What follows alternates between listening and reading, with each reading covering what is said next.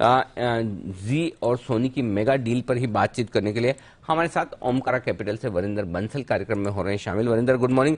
सबसे पहले तो बताएं, जो कुछ आपने पढ़ा है उसके मुताबिक क्या क्या खास बातें आपको लगी है इस डील की पूरी डिटेल्स में? Sir good morning. डील के बारे में मेरे ख्याल में बहुत चीजें पता है कि उसका वैल्यूएशन क्या होना चाहिए, क्या नहीं होना चाहिए। आप 20 टाइम का मल्टीपल दो, 30 टाइम का मल्टीपल दो, वो अलग चीजें हैं। बट सर आई थिंक इन्वेस्टो को जो सबसे बड़े कंसर्न्स थे ना, मैं आपको खुले दिल से बोल रहा हूँ कि कंसर्न्स क्या थे, कि इस डील में कोई भी लीकेज नहीं होना चाहिए, कोई पैसा डील से बाहर निकलना नहीं चाहिए।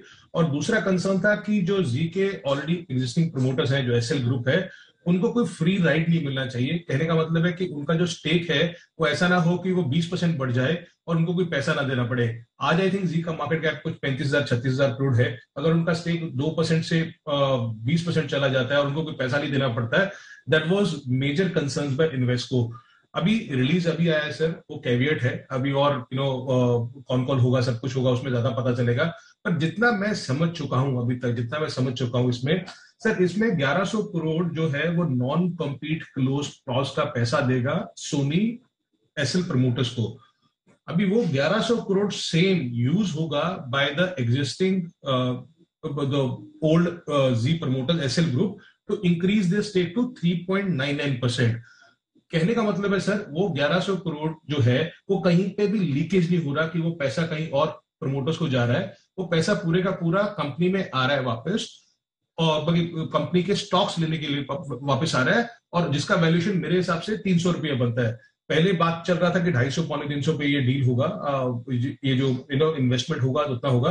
बट एक 300 रुपए पे नॉन कॉम्पीट का पैसा लेके अगर Puneet Goenka and family, Subhash Chandran family वही पैसा इस कंपनी में डाल रही है, वो बहुत अच्छी बात है। दूसरा चीज है सर, उन्होंने बहुत कैटेगोरिकली प्रेस रिलीज में लिखा है कि आज के टाइम पे अगर उनके पास, पुनीत गोयनका एंड फैमिली, उनके पास पावर है कि वो अपना स्टेक 20% तक लेके जा सकते हैं, तो 4%। अब ये समझिए सर, अभी इसका जो resultant at the end of the day, जो जो भी इनका स्ट्रक्चर होगा, उसमें सोनी का स्टेक 50.86% होगा, एसएल ग्रुप का 3.99% होगा, और पब्लिक का 45.15 होगा। तो अगर एसएल ग्रुप को 3.99% से 20% लेके जाना है सर, और ये बहुत ही जरूरी पॉइंट है, उनको जो भी माल है, स्टॉक है, वो मार्केट से लेना पड़ेगा, उनको कोई फ्री राइड नहीं मिलेगा। उन्होंने रिलीज में सर, मैं पढ़ दूं सर, उन्होंने बहुत जरूरी लिखा हुआ है कि एवरी यहाँ पे लिखा हुआ है कि any share purchase by the promoters founders of Zee limited must be in compliance with all the applicable laws including any pricing guidelines. तो कहने का मतलब है उनको कोई फ्री राइड नहीं मिला। और ये भी जो है, अभी किस भाव पे लेंगे, एग्जिस्टिंग प्राइस पे लेंगे, ऊपर लेंगे, वो आगे जाके मालूम चलेगा कितने टाइम में लेंगे। तो मेरे हिसाब से जो दो बड़ी चीजें थी जहां पे इन्वेस्टको को कंसर्न था, वो बहुत क्लियरली हो चुका है। तो कहीं से पैसे का लीकेज नहीं हो रहा, कहीं से फ्री शेयर्स नहीं मिल रहे हैं जी प्रमोटर्स को। तो आई थिंक वो बहुत बड़ा कंस्ट्रक्ट क्लियर हो गया है। जी स्टॉक कैसा रहेगा सर, वो पोजीशनिंग है, जो आपको ज्यादा पता है कि किस तरीके से पोजीशनिंग है मार्केट में, किस तरीके से नहीं है। बट अगेन अगेन ये आप सोचिए सर, टाइमिंग सोचिए, ये आईपीएल का बिडिंग अभी आने वाला है, तो they are very very eager कि स्पोर्ट्स में वो लोग बहुत बड़ी एंटिटी बन जाए। तो अभी जी और सोनी अगर आईपीएल राइट्स ले लेते हैं, so I can tell you that Star India हुआ या कोई भी और एंटिटी हुआ, उनकी रातों की नींद चली जाएगी, because they will be very aggressive in terms of what they can do in sports. तो ये बहुत बड़ी एंटिटी बनी जाएगी सर, बन चुकी है कि अगर जब ये दोनों कंबाइंड हो जाएंगे, वैल्यूएशन इससे कुछ भी हो सकता है सर आगे जाके। बट आई थिंक जो मेजर कंसर्न्स थे मेरे हिसाब से ओवरराइड हो चुके हैं, सबका अप्रूवल आ चुका है। Let's see how the things come. 300 रुपए पे अगर ये डील हुआ है या इन्फ्यूजन हुआ है, which is again a good thing, जो पहले एक्सपेक्टेड था 250 पौने 300 पे होगा। अगर ये सर 23 से 24 रुपए ईपीएस कर लेते हैं, मेरे ख्याल में जो बहुत सारे ब्रोकरेजेस का मानना है, अभी आप 23-24 रुपए आप 20 टाइम दोगे कि 25 टाइम दोगे कि 30 टाइम दोगे, वो मार्केट को ज्यादा मालूम है। But I think it's a very big thing, और ये सर बहुत ही बड़ी चीज है इंडिया मीडिया इंडस्ट्री के लिए। I think in the India media industry I have seen this kind of deal from a global player coming after long time. बाकी India में अभी सर एक एमएनसी मीडिया कंपनी होगी, so which is a good thing. बड़ी चीजें आप कह रहे हैं, एक तो 1100 करोड़ रुपए जो आ रहे हैं वो कंपनी में फिर से आ रहे हैं, और जो 1100 करोड़ के जो स्टॉक्स अलॉट किए जाएंगे जीके प्रमोटर्स को, वो 300 रुपए के दाम पर होंगे, जो कि मार्केट प्राइस के बहुत करीब है। नहीं तो आमतौर पर पहले अंदाजा ये था कि शायद वो 200 पे हो, 250 पे हो, तो वो एक बड़ी चीज है। और दूसरी चीज आप ये साफ कह रहे हैं कि अगर प्रोमोटर्स को स्टेक बढ़ाकर 20% तक ले जानी है, जो एग्जिस्टिंग प्रोमोटर्स हैं, तो उन्हें मार्केट से ही खरीदना होगा, उन्हें किसी, तो ये दो बड़े कंसर्न जो इन्वेस्टरों के हैं। तो वरिंदर, इन शॉर्ट क्या ये समझा जाए कि फिर अब इसके बाद इन्वेस्टरों के लिए कोई आपत्ति नहीं बचती और वो फिर इस डील का विरोध नहीं करेंगे, ये समझना ठीक होगा? सर 100% सर, आई थिंक यहां तक पहुंचती ना हम लोग अगर वो इन्वेस्टरों उससे साथ ये चीजें होती नहीं है। बाकी अगर आप लास्ट 2-3 महीने का कुछ भी देखो, इन्वेस्टर का कंसर्न यही रहा है सर, बार बार ये रहा है, तो हो चुका।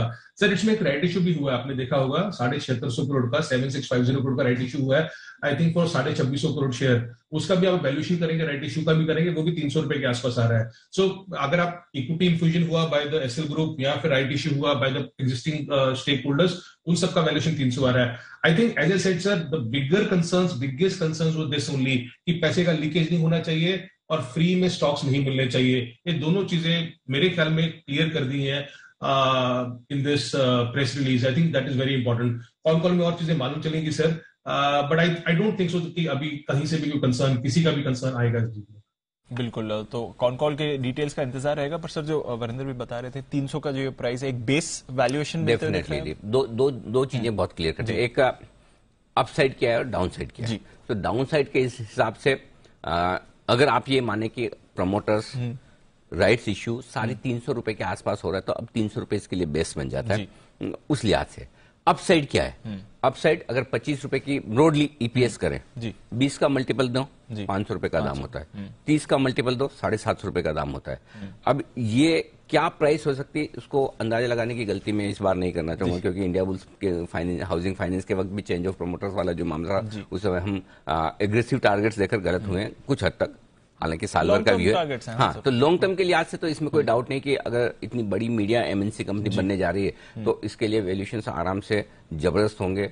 आपको 500 रुपए का दाम भी दिखेंगे, 600 के भी दिखेंगे और उसके बियॉन्ड भी दिखेंगे। तो जिन लोगों के पास है उन्हें डेफिनेटली होल्ड करना चाहिए। क्यों करना चाहिए? इक्विटी इन्फ्यूजन जो नया आ रहा है, उसके बाद लगभग इस 60,000 करोड़ का आपका पूरा का पूरा मार्केट कैपिटल बनना चाहिए। मार्केट कैप इस कंपनी का 60,000 करोड़ तक पहुंचना चाहिए नए इक्विटी इन्फ्यूजन के साथ, और उसमें 11,000 करोड़ के कैश पे कंपनी रहेगी, cash rich debt free company, 60,000 crore का मार्केट कैप, ठीक है। और इतना बड़ा आपके लिए अर्निंग्स अपग्रेड, सो मेरे ख्याल से एक अच्छा इन्वेस्टमेंट हो सकता है जिन लोगों को लॉन्ग टर्म के लिए खरीदना है। शॉर्ट टर्म में जैसा वरिंदर भी कह रहे थे, पॉसिबल है, वायदा कारोबार के बैन में भी है, आईबुल हाउसिंग भी वायदा कारोबार के बैन में था।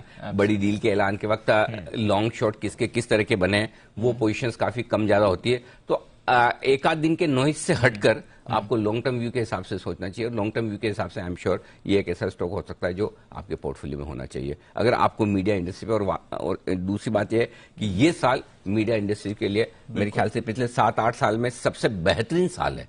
पिछले 8-10 साल में, चूंकि अपन तो मीडिया इंडस्ट्री के पार्ट हैं, हम तो देखते हैं, तो इस बार जो मीडिया इंडस्ट्री के लिए आउटलुक बदला है वो अमेजिंग है। वरिंदर भी इसमें कुछ ऐड करना चाहते हैं? जी वरिंदर।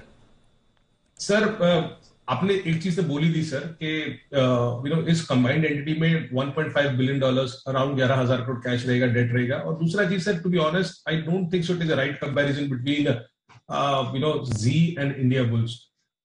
सर ये कोई अलग ही कंपनी बन जाएगी सर, इंडिया की almost second largest media company sir, with MNC company having the majority stake in the company. आपने जैसे बोला कैश रिच, डेट फ्री, और सर ये जो एंटिटी है ना, इसका इतना पावर हो जाएगा, क्योंकि जब ये दो बड़े ग्रुप्स कंबाइंड होते हैं तो कोई भी डील होता है, जैसे मैं बोल रहा हूँ आईपीएल का अभी डील होगा, I think that be very important to watch out for कि क्या होता है उसमें। अगर इनको राइट्स मिल गए sir, you can see what can happen. बाकी हमें सोचना चाहिए सर कि हॉटस्टार का वैल्यूएशन क्या रहा है, हमें सोचना चाहिए सर वो सारे का हम लोग जो बात करते थे उसका 50 टाइम का मल्टीपल हो गया है। सो ये बहुत क्लीन नीट स्ट्रक्चर है सर। इंडिया बुल्स एक अलग कहानी है, उसमें तो बिजनेस ही बहुत अलग है। सो आई डोंट थिंक सो उसको कंपेयर करना अच्छी बात है, बट आई थिंक आगे जाके इसका जो प्राइसिंग पावर आएगा मीडिया इंडस्ट्री में, it will be just phenomenal sir. जो बोलते हैं ना, एक और एक दो होना चाहिए, ये एक और एक 11 हो रहे हैं सोनी और जी मिलकर। ओके, तो काफी बुलिश है इस वक्त इस डील को लेकर। अमरीश सर ने भी यही बात कही है कि एक बड़ी अंतर्राष्ट्रीय मीडिया कंपनी बनने जा रही, तो एक बड़ा मर्जर यहां पर बोर्ड को मंजूरी मिलती हुई